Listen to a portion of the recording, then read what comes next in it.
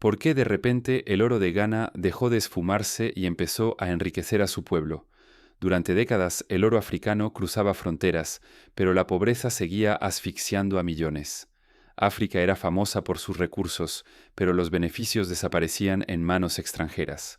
Esta paradoja se ha repetido tantas veces que parecía una condena inevitable, como si África estuviera destinada a ver cómo sus riquezas solo servían para alimentar el crecimiento de otros continentes, nunca el propio. En el año 2025, algo inesperado sacudió Ghana. En apenas 4 meses, las ganancias por oro superaron años anteriores completos. No fue por hallar una mina milagrosa ni por una tecnología secreta. El secreto fue más simple y contundente. Ghana tomó el control de su oro y apostó por la transparencia. Fue el resultado de una decisión política y social que desafió viejas estructuras y que muchos consideraban imposible de implementar. Por primera vez, el oro dejó de perderse en un sistema corrupto y empezó a quedarse en casa. Ghana no solo frenó el saqueo, demostró que el destino de África puede cambiar si sus tesoros se gestionan con honestidad y valentía. Este giro no solo desafía décadas de resignación, también abre la puerta a una nueva era de soberanía real. Imagina por un momento las caras de los mineros acostumbrados a recibir solo migajas, viendo cómo el fruto de su esfuerzo comenzaba a traducirse en escuelas, hospitales y caminos en sus propias comunidades. Pero cuidado, si África no despierta, su riqueza seguirá levantando imperios ajenos, no propios. ¿Qué se necesita para romper este ciclo y asegurar que el oro beneficie a quienes realmente lo trabajan y lo necesitan? Esta pregunta es tan relevante hoy como lo fue hace un siglo, cuando los barcos cargados de minerales partían de los puertos africanos rumbo a Europa y Asia, dejando atrás aldeas empobrecidas. Para entender cómo Ghana logró este milagro, hay que mirar de cerca sus medidas audaces y cómo desafió a poderosos intereses internacionales. No se trató de una revolución violenta ni de una nacionalización abrupta, sino de una serie de pasos calculados que reescribieron las reglas del juego. ¿Cómo pudo desaparecer tanto oro durante tantos años sin que nadie detuviera el saqueo? Esta pregunta marcó la historia reciente de Ghana y aún resuena en toda África. La respuesta expone un sistema meticulosamente construido para facilitar el robo, mientras alimenta el mito de que el continente necesita ayuda externa para manejar su riqueza. Este mito no es nuevo. Desde los tiempos coloniales se ha repetido la idea de que África es incapaz de gestionar sus recursos. Entre los años 2019 y 2023, Ghana perdió más de 229 toneladas de oro. Eso equivale a más de 11.000 millones de dólares, suficiente para transformar hospitales, escuelas y caminos en todo el país. Para ponerlo en perspectiva, con ese dinero se podrían construir más de 2.000 hospitales rurales modernos o dotar de agua potable a cada pueblo del país. Sin embargo, ese oro se fue en silencio, cruzando rutas de contrabando ampliamente conocidas, con destino final en Dubái y otros lugares donde las preguntas eran escasas. El saqueo no era producto del azar. Empresas extranjeras de Canadá, Australia y el Reino Unido controlaban la extracción, el procesamiento y la exportación. Ghana quedaba relegada sin poder real para verificar precios, ganancias o el destino de sus propios recursos. Los impuestos mal diseñados solo agravaron el problema. En vez de regular, empujaron a miles de mineros al contrabando, dejando la puerta abierta a la corrupción en todos los niveles. Este círculo vicioso recordaba los peores años del Congo, donde el coltán y los diamantes se llevaban sin dejar apenas huella de prosperidad local. Mientras tanto, millones de mineros artesanales arriesgaban su vida cada día, pero seguían siendo los más pobres de la cadena. Trabajaban en condiciones precarias, viendo cómo la riqueza bajo sus pies se convertía en fortunas para otros, mientras su propio futuro se desvanecía. Este engranaje consolidaba la idea de que África debía resignarse a perder su riqueza, como si el saqueo fuera inevitable. En Ghana, así como en países como Sierra Leona, los mineros artesanales representaban casi el 70% de la fuerza laboral en el sector, pero rara vez veían algún beneficio tangible. Si el sistema sigue roto, Ghana, y toda África, continuará perdiendo recursos clave, recursos capaces de financiar hospitales, escuelas y abrir oportunidades reales para su gente. La pregunta ya no es solo de oro, sino de destino. ¿Quién decide el futuro de África? ¿Serán siempre otros quienes se beneficien o ha llegado el momento de un cambio profundo? Sin embargo, justo al norte, en Burkina Faso, comenzaba a gestarse una alternativa inesperada que encendería una chispa de esperanza en todo el continente. Este país, uno de los más pobres del mundo, demostró que incluso los estados con menos recursos pueden desafiar el orden establecido si existe voluntad política. En Burkina Faso, una serie de decisiones audaces desafió el orden impuesto por décadas. Allí, el control del oro se convertiría en el primer paso hacia una nueva independencia económica. El ejemplo de Burkina Faso recuerda a las reformas impulsadas por Thomas Sankara en los años 80, cuando se nacionalizó la tierra y se apostó por la autosuficiencia, aunque en esta ocasión el enfoque fue diferente. La clave era el control sobre la cadena de valor del oro. Un joven capitán africano se atrevió a desafiar a los gigantes del oro y a cambiar las reglas del juego. Ibrahim Traoré, con apenas 37 años, hizo temblar a Burkina Faso y al continente. Prohibió la exportación de oro en bruto, levantó una refinería nacional y aumentó el control estatal sobre las minas. Era un mensaje contundente. El oro de la tierra debía beneficiar primero a su pueblo, no a intereses extranjeros ni a una élite corrupta. Similar a lo que hizo Bolivia con el gas en los años 2000, Burkina Faso apostó por procesar su riqueza en casa y obtener así mayor valor agregado. La transparencia y la supervisión estricta trajeron resultados inmediatos. Las reservas nacionales crecieron, la moneda local se fortaleció y la economía mostró señales de esperanza. Por primera vez, los burkineses sintieron que la prosperidad podía quedarse en casa y que el esfuerzo valía la pena. Por ejemplo, en menos de un año, el Estado pudo financiar la apertura de 100 clínicas rurales y mejorar la red de caminos hacia las zonas mineras. El experimento de Burkina Faso demostró que la soberanía minera no es solo un eslogan, puede ser real y efectiva si hay voluntad política. Bajo las nuevas reglas, el Estado recuperó el control y los beneficios comenzaron a verse en servicios públicos y oportunidades para la gente común. La recaudación de impuestos mineros se triplicó, permitiendo aumentar el salario de los maestros y contratar nuevos médicos en regiones antes olvidadas. Pero lo más sorprendente fue el eco regional. Lo que parecía una apuesta temeraria pronto inspiró a otros países africanos. Líderes y ciudadanos comenzaron a cuestionar la vieja condena de dependencia y a imaginar un futuro donde la riqueza natural se transforma en oportunidades reales. El ejemplo burkinés se convirtió en tema de debate en universidades desde Abiyán hasta Nairobi, y los sindicatos mineros de países vecinos empezaron a exigir medidas similares. Desafiar intereses extranjeros tiene un precio. Las presiones y amenazas aumentaron. Sanciones económicas, intentos de desestabilización, campañas de miedo. Sin embargo, para Burkina Faso y su joven capitán, el riesgo valía la pena. Era la oportunidad de buscar una independencia genuina y reescribir el destino de millones. Esta resistencia recuerda la historia de Irán en los años 50, cuando la nacionalización del petróleo generó un boicot internacional, pero también inspiró a muchas otras naciones. Pero Burkina Faso no fue el único en desafiar el saqueo extranjero. Ghana también decidió tomar el control de su oro, enfrentándose a desafíos aún mayores. La presión internacional era enorme. Embajadas, grandes empresas y lobbies financieros intentaron frenar la reforma, pero el gobierno mantuvo el rumbo. ¿Puede una sola ley cambiar el destino económico de un país en pocos meses?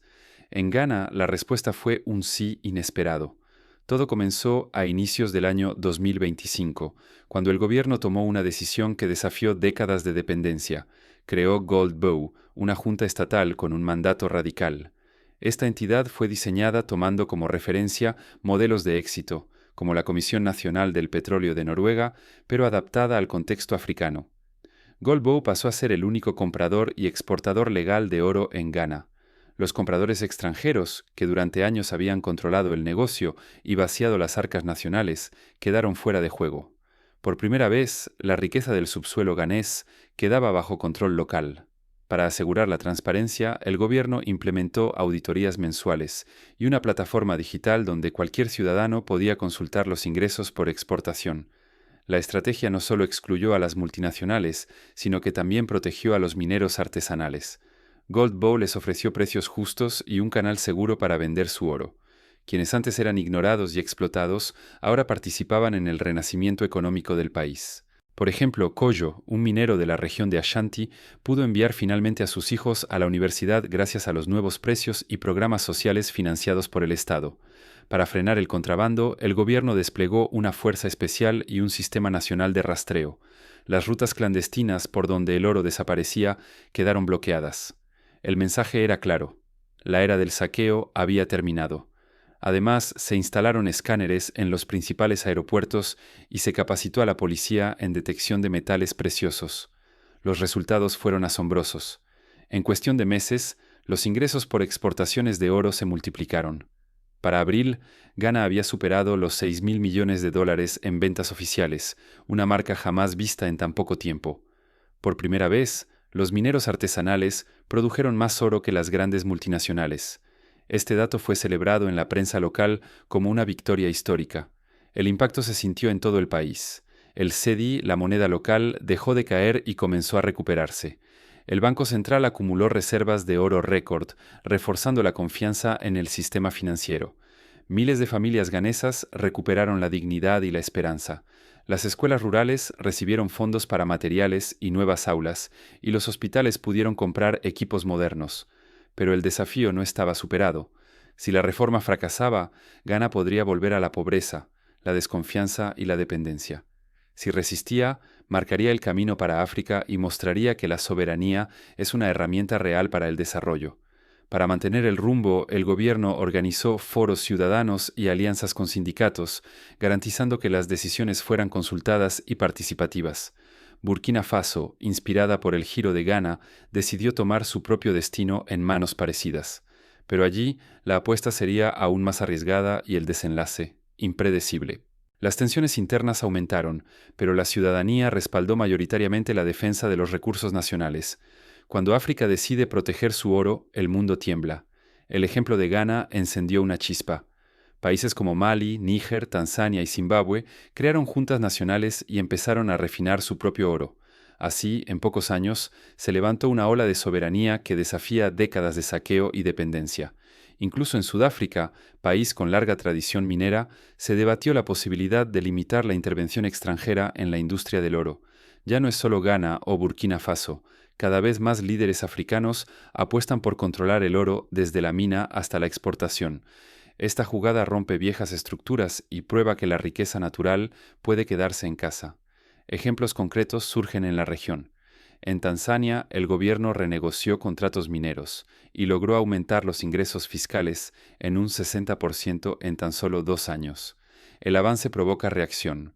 Medios occidentales y compañías extranjeras advierten sobre un supuesto nacionalismo de recursos y el temor de perder inversiones. Pero lo que realmente les inquieta es que África reclame, de una vez, su parte justa y rompa el ciclo de sumisión económica. El Banco Mundial y el Fondo Monetario Internacional han publicado advertencias sobre inestabilidad en los mercados, pero la opinión pública africana respalda mayoritariamente las reformas. Durante mucho tiempo, la soberanía fue apenas una palabra en discursos. Ahora se convierte en una estrategia real, capaz de fortalecer monedas, crear empleos y construir futuro. Los bancos centrales africanos, por ejemplo, han aumentado sus reservas de oro apostando por la estabilidad monetaria y la autosuficiencia. El oro es solo el principio. Lo que está en juego va más allá del dinero. Es la dignidad, el poder y el derecho de África a decidir su destino. Si otros siguen controlando el oro africano, la pobreza y la dependencia continuarán. Pero si los países siguen este camino, pueden recuperar miles de millones y reescribir la historia. Imaginen lo que significaría para una generación de niños crecer en países donde las escuelas no carecen de libros y los hospitales de medicinas. Esta ola de reformas demuestra que la fatalidad no está escrita. Con coraje político y reglas claras, la transformación es posible. El mundo observa porque el destino de África podría cambiar el equilibrio global. Así como la nacionalización del petróleo en Venezuela en los años 70 cambió el mapa energético mundial, el control del oro africano puede redefinir las relaciones comerciales y geopolíticas. Pero ¿cómo responden las potencias extranjeras cuando África desafía el orden impuesto durante generaciones? La batalla por el control del oro apenas comienza. Se han registrado intentos de presión diplomática, restricciones a la financiación internacional y hasta bloqueos a la exportación de tecnología minera avanzada. El oro ha dejado de ser solo metal. Ahora es el reflejo de una África que toma las riendas de su destino. Los líderes africanos, conscientes de la historia, miran al pasado y juran no repetir los errores de la era colonial.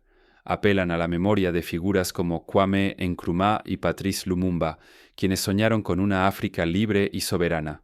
Imagina un continente donde la riqueza no es promesa, sino realidad que se siente y se vive. Ghana y Burkina Faso lograron lo que parecía imposible. Al asumir el control de su oro, transformaron el futuro de millones de personas.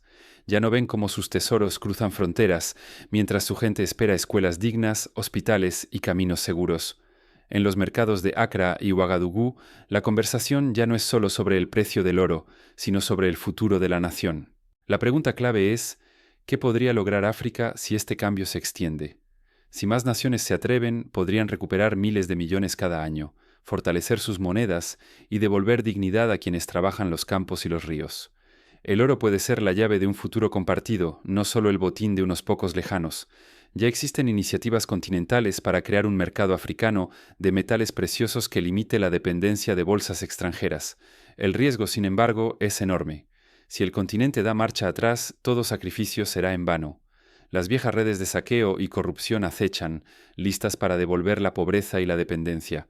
Pero si África avanza, puede reescribir su papel en la historia mundial, demostrando que la soberanía es una estrategia real, capaz de cambiar vidas. La vigilancia ciudadana, la presión social y la cooperación regional serán claves para consolidar estos avances. Hoy, las viejas narrativas se tambalean. Ghana y Burkina Faso probaron que no hace falta descubrir nuevos yacimientos ni esperar milagros tecnológicos. Bastó con cerrar las fugas, ordenar el mercado y tener la valentía política de proclamar: nuestro futuro nos pertenece. Así, el oro dejó de ser maldición para convertirse en esperanza colectiva. Las historias de éxito inspiran a jóvenes líderes y generan un efecto dominó en la región. Por eso, te invito a mirar más allá de los titulares y cuestionar lo que siempre se ha contado sobre África. Este es apenas el comienzo de una transformación capaz de sacudir la economía global tal como la conocemos. La próxima vez que escuches hablar del oro africano, recuerda: detrás de cada lingote hay una historia de lucha, dignidad y un pueblo decidido a cambiar su destino. La pregunta que queda en el aire, entonces, no es si África puede controlar su riqueza, sino si el resto del mundo está preparado para un continente que, por fin,